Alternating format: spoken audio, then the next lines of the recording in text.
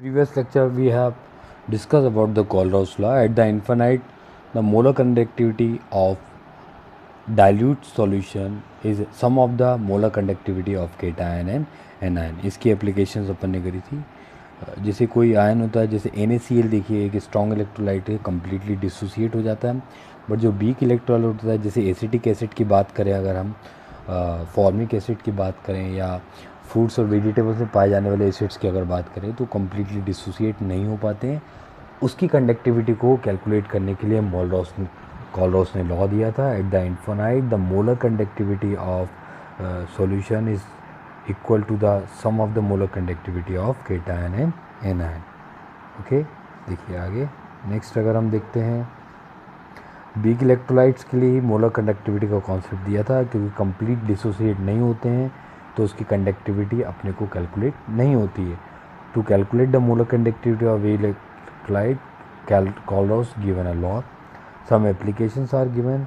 Applications याद रखिएगा। The molar conductivity के लिए जो दिया है, जो अल्फ़ा आपको बता रहा है, that is alpha is a dissociation constant. जब इलेक्ट्रोलाइट को आप पानी में डालेंगे या इलेक्ट्रोलाइट में कोई सॉल्ट डालेंगे या वीक इलेक्ट्रोलाइट को डिज़ोल्व करेंगे तो कम्प्लीटली डिसोसिएट नहीं होगा। तो जो डिसोसिएशन होगा उसे हम अल्फ़ा से शो करते हैं, जो कम डिसोसिएशन होता है उसे अल्फ़ा से शो करेंगे। Alpha equal molar conductivity, limiting molar conductivity.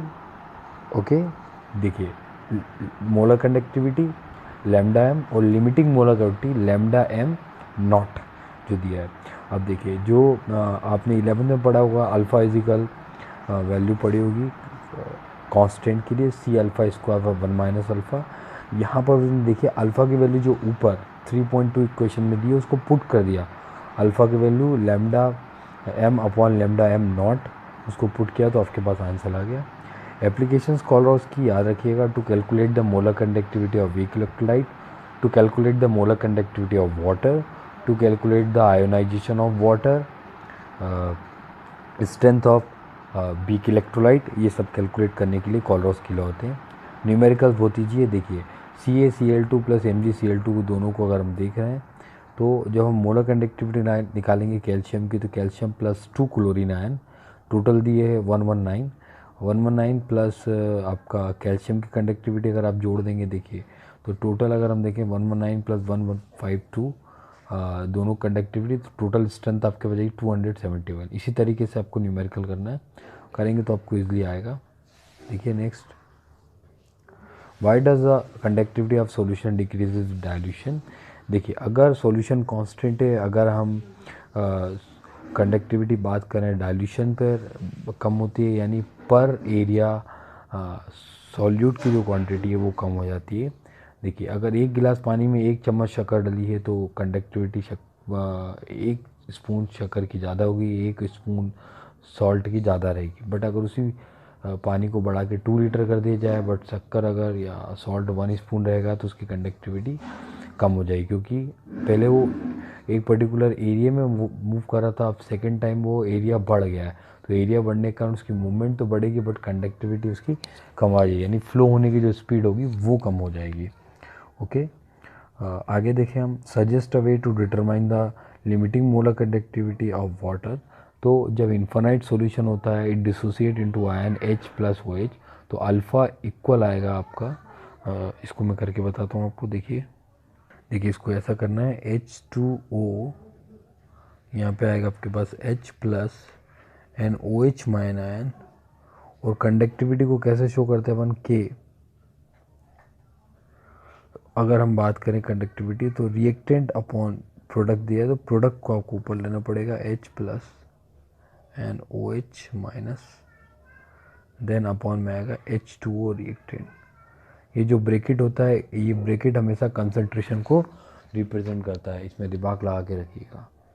Okay, what is the electrolytic cell? A electrolytic cell in which the electrolyte is used, and the process inside the cell is the electrolysis process. When the electricity pass inside the solution, then electrolyte dissociate into the ion, they move from anode to cathode, different charging ion, it is known as the electrolytic cell. देखिए it is an external electrolytic cell, external source of voltage is used to bring out है ना। The electrochemical process are of the great importance in the laboratory and the chemical industries. ये देखिए ऐसी होती है कि जैसे हम किसी भी सेल के अंदर जब करंट पास करा जाता है तब उसमें डिसोसिएशन जो होगा तो उसको हम इलेक्ट्रोलाइट बोलेंगे, और करंट पास करने पर अगर करंट अगर जनरेट होता है तो हम उसे इलेक्ट्रोकेमिकल सेल बोलेंगे, यानी डेनियल सेल बोला जाएगा। ठीक है, तो इलेक्ट्रोलाइटिक सेल भी डेनियल सेल की तरह होता है, बट यहाँ पर हमें एक्सटर्नल करंट पास करेंगे। जब तक एक्सटर्नल करंट पास नहीं करेंगे तब तक उसमें डिसोसिएशन नहीं होगा। ठीक है, याद रखिए। बस इसमें याद रखिएगा कि जो हाईली रिएक्टिव एलिमेंट्स होता है वो हमेशा, मैंने आपको बताया हाईली रिएक्टिव एलिमेंट जो है इलेक्ट्रॉन लॉस करता है तो वो ऑक्सीडेशन होगा। लो रिएक्टिव मेटल पे इलेक्ट्रॉन गेन होता है तो वो रिडक्शन होगा। तो यहाँ पर एनोड और कैथोड में कंडीशन चेंज हो जाएगी। यहाँ पर एनोड जो होता है वो पॉजिटिव रहेगा और कैथोड जो रहेगा वो नेगेटिव रहेगा। ये आप याद रखेंगे। ये हमेशा डेनियल सेल या ड्राई सेल का अपोजिट रहेगा।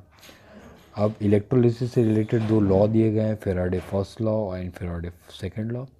अगर हम मार्केट में जाते हैं किसी ऑब्जेक्ट को ख़रीदते हैं तो हम देखते हैं कि जितना हम प्राइस देंगे, जितना अमाउंट देंगे, उतनी क्वांटिटी हमें ऑब्जेक्ट मिलेगा। तो फेराडे ने भी इसी तरीके से कॉन्सेप्ट दिया कि किसी भी इलेक्ट्रोलाइटिक सेल में जितना करंट पास किया जाएगा उतना ही उसके अंदर डिसोसिएशन होगा। करंट पास होना बंद हो जाएगा तो डिसोसिएशन होना बंद हो जाएगा, यानी ये एक नॉन स्पॉन्टेनियस सेल होता है। तो देखिए यहाँ लिखा है the amount of chemical reaction which occur at the any electrode during the electrolysis by a current is proportional to the quantity of electricity passes through the electrolyte। जितना भी electrolyte में करंट जितना पास करा जाएगा उतना ही उसके अंदर डिसोसिएशन होगा। सेकेंड सेल क्या हो रहा है, the amount of the different substance liberated by the same quantity of electricity passes through the electrolyte solution are proportional to the chemical equivalent, okay, divided by the number of electrons required to reduce the. यानी ये कहने का मतलब, मान लीजिए दो cell हैं, अलग अलग सेल हैं, उनमें दो अलग अलग इलेक्ट्रोलाइट भरे हैं बट जिनकी कंसंट्रेशन सेम है, तो उनमें जब हम सेम इलेक्ट्रिसिटी पास करेंगे, सेम टाइम पे पास करेंगे, सेम क्वांटिटी में पास करेंगे, तो उसमें रिलीज़ होने वाले आयंस या इक्विवेलेंट मास जो है वो पासिंग इलेक्ट्रिसिटी के बराबर रहेगा। यानी जितना इलेक्ट्रिसिटी पास करेंगे उतना ही आयंस बनेंगे। समझ में है आपको? फर्स्ट लॉ कहता है जितना अमाउंट पास करेंगे उतना ही डिसोसिएशन होगा। सेकंड कहता है अगर दो सॉल्यूशन है, अलग अलग डिफरेंट सॉल्यूशन है, उनकी कंसंट्रेशन डिफरेंट है बट अमाउंट उनका सेम है, कंसंट्रेशन सेम है, सेम अमाउंट में इलेक्ट्रिसिटी पास करने पर उसके अंदर डिसोसिएशन जो होगा वो सेम होगा। और यही उनका सेकंड फेराडे लॉ था। चलिए आगे देखिए, फर्स्ट लॉ को वेरीफाई किया है, Q इक्वल आई टी, इसको क्विट से मैं करता हूँ, Q U I T, Q U को आप बराबर कन्वर्ट कर लें और आई टी, तो क्विट अगर करेंगे तो आपको याद रहेगा Q is equal I T, charge is equal current into time. ठीक है, ये फर्स्ट लॉ है, जितना करंट पास करेंगे उतना ही क्वांटिटी में सब्सटेंस रिलीज होगा। Q जो है यहाँ पे चार्ज को नहीं, यहाँ पे क्वांटिटी को रिप्रेजेंट कर रहा है। चलिए आगे देखिए, ये इलेक्ट्रॉन की कॉन्सेप्ट दिया है, ये पेपर में आ चुका है। 1 mole of electron is required for the reduction of 1 mole of silver. तो हाउ मच अमाउंट, तो यहाँ पे आती है Na equal 1.6021 into 10⁻19 equal 6.02 into 10⁻23 mole inverse into 1.6021 into 10⁻19। Okay, देखिए ये आ गया। मैग्नीशियम और एल्यूमिनियम की बात करें तो यहाँ पे हमारे पास क्वांटिटी आ गई है। 1 फेराड इजिकल 96,500 कूलम्स कहलाता है। प्रोडक्ट ऑफ इलेक्ट्रोलाइट जो होता है वो एनोड और कैथोड के ऊपर जो सब्सटेंस लिबरेट होता है उसे हम प्रोडक्ट ऑफ इलेक्ट्रोलाइट कहते हैं। जो हाईली रिएक्टिव मेटल होती है वो इलेक्ट्रॉन लॉस करेगी, तो यहाँ पर वो एनोड की तरह वर्क होगी, हमेशा की तरह इस पर ऑक्सीडेशन होगा। और लो रिएक्टिव मेटल है वो कैथोड की तरह वर्क करेगी, हमेशा की तरह, और जहाँ भी रिडक्शन होता है तो उस पर इलेक्ट्रॉन गेन होता है। ठीक है, यहाँ याद रखिएगा। चलिए आगे, ये प्रोसेस दी है, सेम रिएक्शन है, इलेक्ट्रॉन लॉस करना गेन करने के ऊपर दिया है, देखेंगे। अच्छा, फिजिबिलिटी तभी होगी इलेक्ट्रोलाइटिक रिएक्शन में, इलेक्ट्रोलाइटिक में, जब उसके अंदर करंट को पास किया जब तक करंट पास नहीं करेगा तो फिजिबिलिटी उसकी नहीं होगी। देखिए सोडियम मेटल है बट पे पॉजिटिव चार्ज है, तो यहाँ पर ये इलेक्ट्रॉन गेन कर रही है, यानी रिडक्शन को फॉर्म कर रही है। हाइड्रोजन भी इलेक्ट्रॉन गेन कर रही है, रिडक्शन को फॉर्म कर रही है। मान लीजिए पानी वाटर के अंदर जब हम NaCl डिज़ोल्व करते हैं तो NaCl dissociate into two ions Na plus and Cl minus. Okay, then Na react with OH ion of water to form NaOH and Cl react with H ion of water to form HCl। Okay, ये आपने कई बार reactions पढ़ रखा है। ये reactions आप देखेंगे generally आप कर सकते हैं इसका। इलेक्ट्रोलाइटिक्स, ये एक सेल होता है, नेल्सन सेल भी कहलाता है। ये वाटर को अंदर जब NaCl को डिज़ोल्व करा जाता है तो वो डिसोसिएट हो जाता है, जिसके कारण वो गुड इलेक्ट्रोलाइट की तरह वर्क करने लगता है। कभी कभी आपने सुना होगा वाटर के अंदर इलेक्ट्रोलाइट मिलाने पर उसकी कंडक्टिविटी बढ़ जाती है, या वाटर के अंदर NaCl मिलाने पर उसकी कंडक्टिविटी बढ़ जाती है, क्योंकि जब जब वाटर के अंदर इलेक्ट्रोलाइट मिलाया जाएगा तो वो अपने आयंस में डिसोसिएट होंगे। वाटर के अंदर अगर कोई चीज़ वाटर में डिज़ोल्व करने पर आयन में डिसोसिएट नहीं हो या कम डिसोसिएट हो तो उसकी कंडक्टिविटी कम होती है।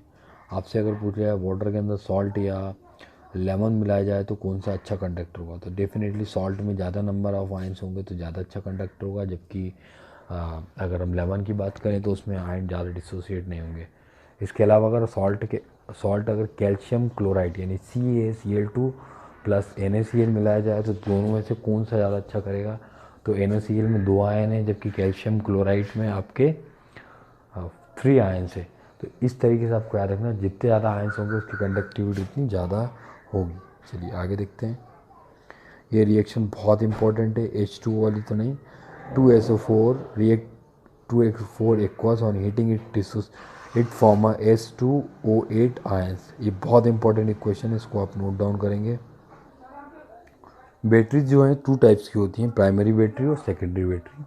याद रखिए प्राइमरी बैटरी जो हैं नॉन चार्जेबल होती हैं, यानी इनमें एक बार रेडॉक्स रिएक्शन परफॉर्म होती है, यानी वन टाइम रिएक्शन कहते हैं। जैसे हम बात करें बटन सेल की जो हमारे घड़ी में चलती हैं, बॉल सेल की बात करें, बॉल में जो घड़ी के अंदर जो वो बॉल घड़ी में जो सेल चलती है वो प्राइमरी सेल्स होते हैं।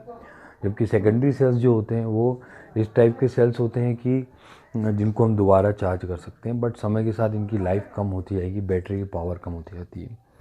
प्राइमरी सेल, देखिए 2 एग्जांपल आपको दिए प्राइमरी के और 2 एग्जांपल दिए यहाँ पे सेकेंडरी के। प्राइमरी सेल में फर्स्ट एग्जांपल आपको जो दिया है वो ड्राई सेल का दिया गया है, और सेकेंड एग्जांपल जो दिया है आपको मरकरी सेल का दिया गया। इसी तरह सेकेंडरी सेल में एक आपको दिया सल्फर सेल, जिसको हम सल्फ्यूरिक सेल भी बोलते हैं, और इसके अलावा एक और एग्जांपल आपको दिया है फ्यूल सेल के बारे में, सेकेंडरी सेल के बारे में, वो हमको करना है। एक lead cadmium nickel cadmium cell भी दिया है, बट वो इतना इम्पोर्टेंट नहीं है। प्राइमरी सेल में देखिए ये हमारे घड़ी के अंदर जो वॉल सेल होता है, लंबा सिलेंड्रिकल सेल होता है, वो उसकी बात कर रहा है। कंस्ट्रक्शन, अच्छा इसको याद करेंगे आप तो बड़ी कॉम्प्लिकेशंस होगी। इसको याद करने के लिए आप जो है केवल एनोड याद रखिए, सेल में क्या है, कैथोड क्या है।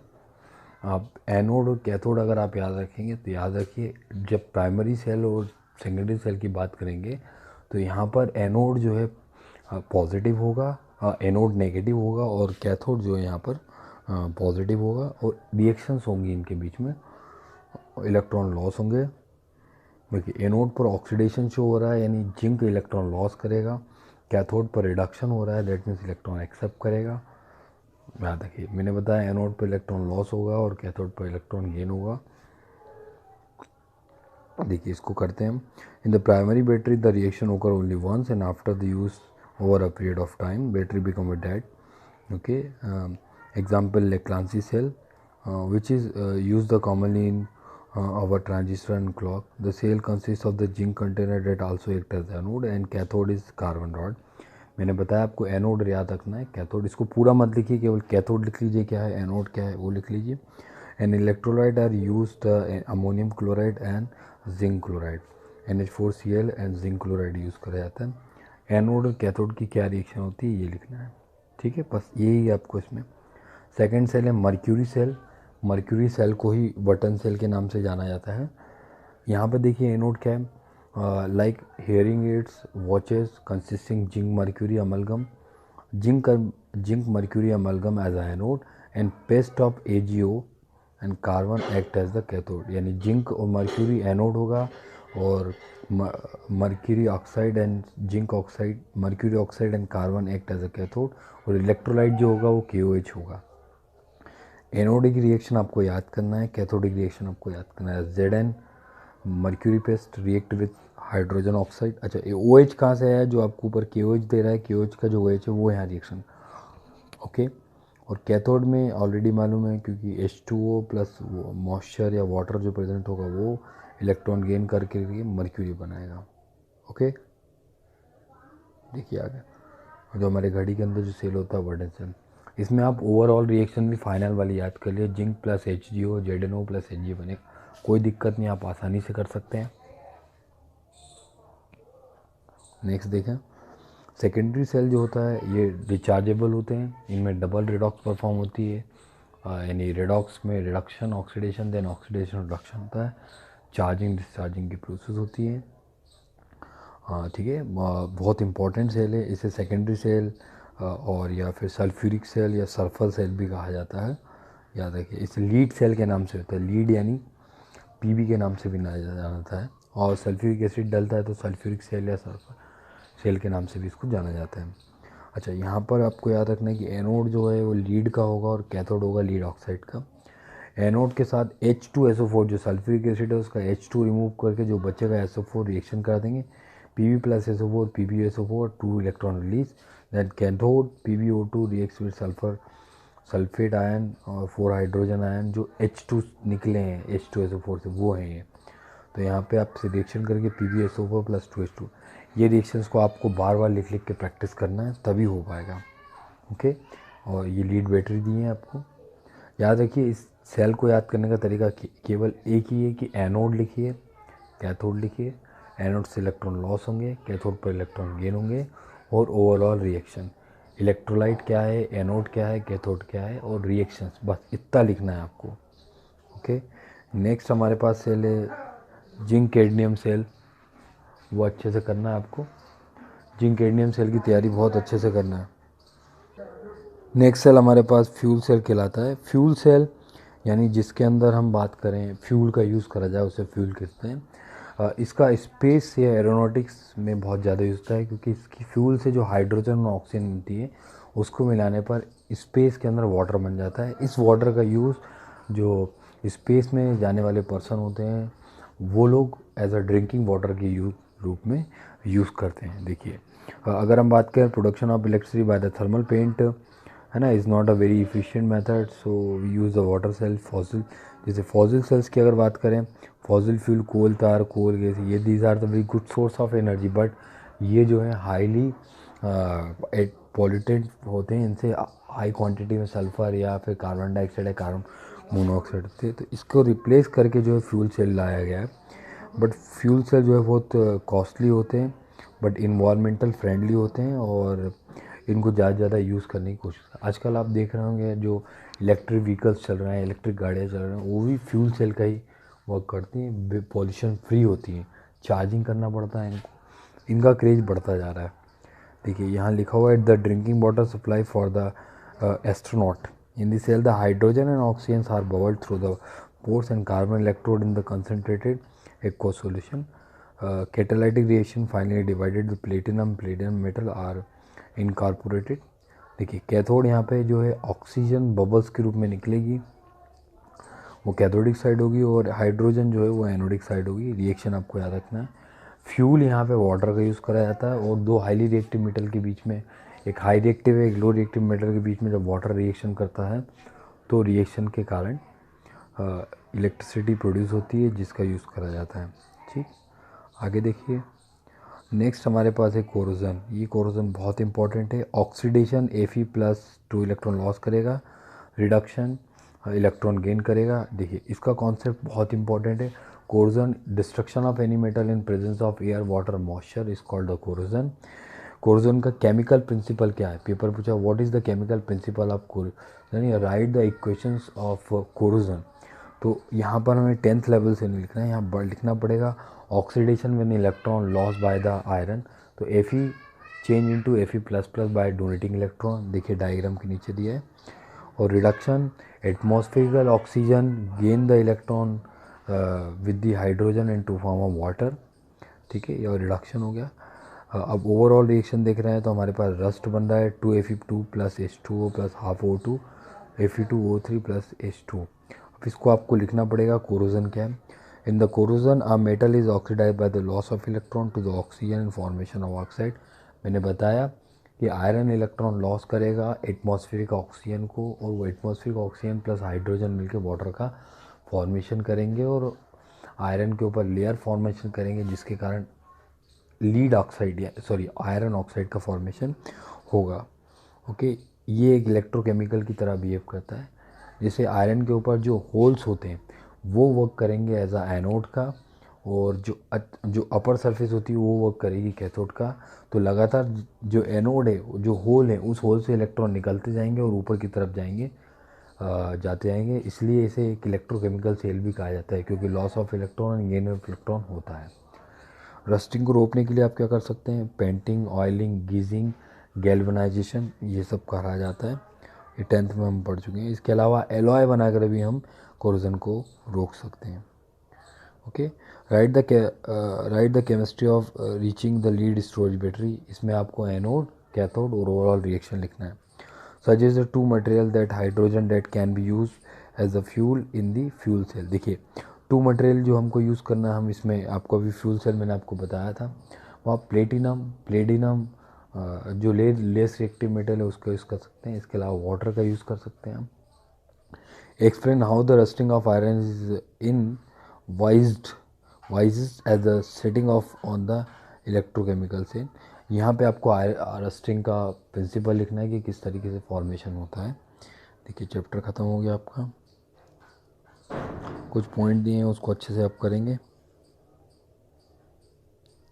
ओके, ये देखिए, बहुत अच्छे क्वेश्चन हैं, इजी क्वेश्चंस हैं। ठीक, ओके, थैंक यू।